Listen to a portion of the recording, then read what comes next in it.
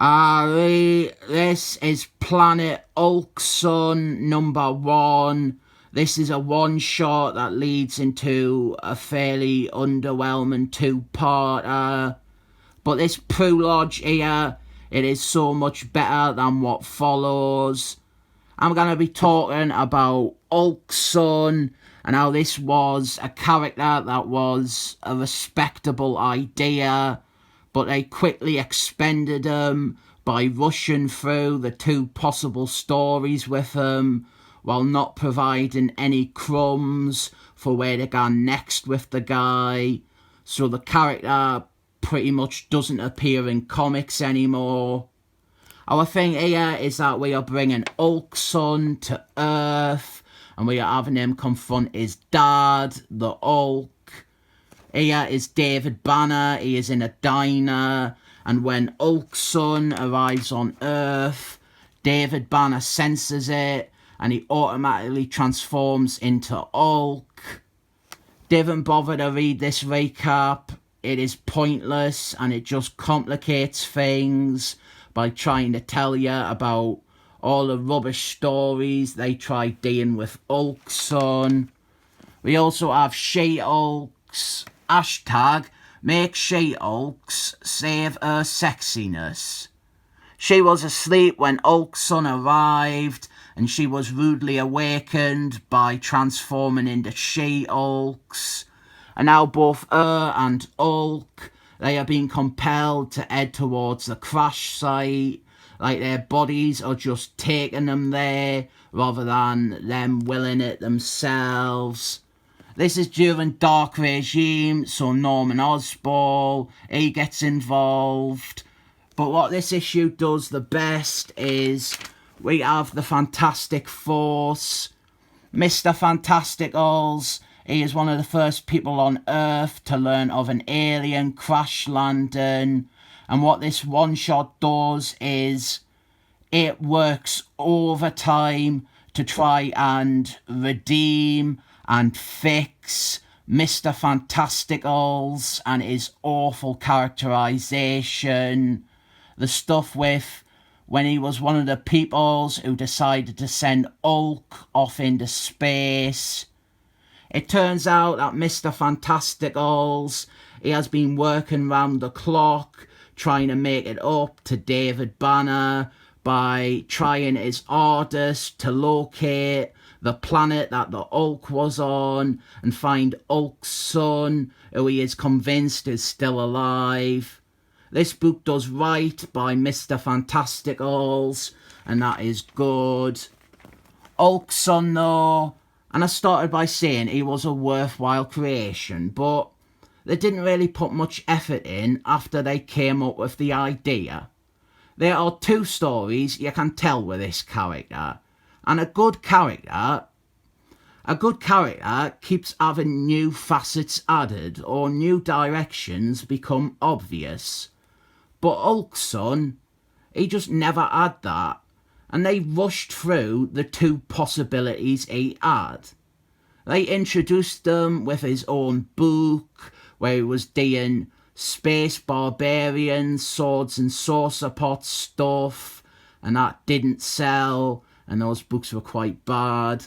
So they abandoned that, and here they brought him to Earth, which is the other story, bringing him to Earth and doing stuff with him and his father. This father-son thing, it is mostly resolved within a year, and then Ulksun, he hangs around for maybe 2 more years, and then he is just gone. When was the last time he appeared in a comic? I don't think I have heard of him being in a comic in at least 5 years. So the Fantastic Force, they are heading towards a landing site, and they cross paths with She-Ulks on the way there. And Ulksun, he has the typical alien comes to Earth scene, where he sees an animal in the wild and he connects with it, but then hunters show up and shoot it. Also, Invisible Wife, she is holding off Ulk from getting to the scene with her invisible force fields. Mr. Fantasticals, he reckons that if Hulk and Hulk's son, if they come into contact and have a fight, it will be cataclysmic and it could shatter the earth. Talk about over-exaggeration. When they do meet up, they just have a pretty dull fight that lasts 2 issues. So Hulk's son, he attacks the Hunters and destroys their helicopter. And that is our cue for the action to begin. She jumps in and starts fighting Hulk's son. She's trying to talk him down. There was a good bit where Mr. Fantasticals, he said he wanted her to go in first because she would be the best representative of Earth to Hulk's son. But then the army show up under Norman Osborn's orders and they start messing things up by attacking She-Hulks. So then the Thing, he jumps into the fight and we have this 3-way showdown between Hulk's son, the Fantastic Force and the army. And here we have one of those bits I like with all the Marvel Universe reacting to Summit. We have Hercules Man and Amadeus Cho, the superior Hulk. They are watching on the news. Then we have Tom Hiddleston dressing up as a woman to try and get some critical acclaim. And then Wolfman in a bar. And finally Norman Osborn again. He is on the phone. And it would have been nice if these characters somehow got involved in the plot. Like if Hercules Man and the Avengers, if they showed up. Or if Wolfman popped in. But they didn't, and instead, Hulk's son and his big Earthfall is just the final 2 issues of Hulk's son's solo book. And it's just an unspectacular slapping match with his dad. Norman Osborn, learning that the alien has identified himself as the Hulk's son, he realises he needs to save face by just bombing the fuck out of the Hulk's son, because having another Hulk around, it is just a recipe for disaster. Here is a scene between Invisible Wife and Hulk. She is great, the Invisible Wife, isn't she? I wish she was my wife. I mean, technically, she is. My wife is invisible because she don't exist. So yeah, Norman Osborn, he bombs Hulk's son, and then Hulk, he suddenly stops heading towards the battle. He no longer is being lured to the scene by some unseen, not really explained force. He just turns around and goes home.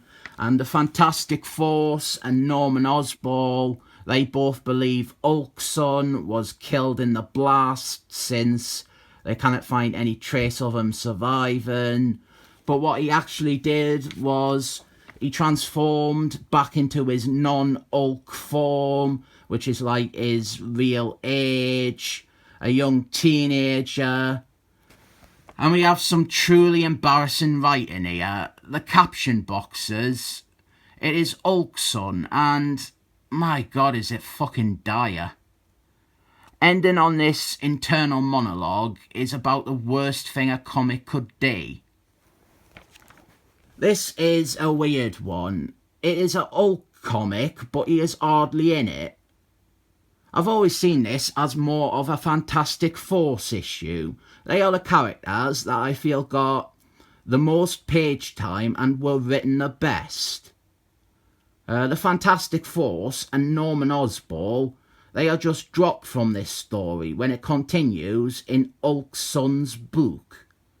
We never quite get the big World War Hulk's son story that I think myself and a lot of readers wanted, where it is just the Marvel Universe gunning up against this new Hulk character.